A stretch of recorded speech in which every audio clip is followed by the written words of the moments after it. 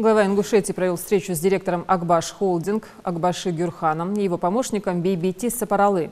После приветственной речи Юнусбек Евкуров отметил добрососедские отношения между Россией и Турцией. «Мы готовы рассмотреть все ваши инвестпроекты и оказывать помощь в их реализации», отметил глава Ингушетии.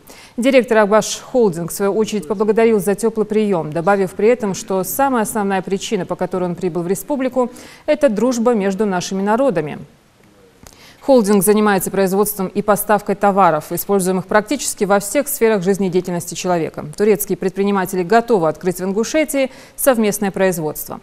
По итогам встречи глава Ингушетии поручил руководителю Минэко республики Нумалату Таршкоеву познакомить турецких гостей с экономическим потенциалом региона, включить в программу визита посещение курортной зоны Горной Ингушетии. Конечно, вот это направление, то, что сейчас наладится хорошие добрые отношения между Россией и Турцией, нам всем надо использовать, в том числе инвесторам и нам, политикам на местах. Поэтому все условия, все вопросы, которые связаны с инвестициями в республику, мы готовы рассматривать и оказывать всяческое содействие и помощь. Одним из таких направлений,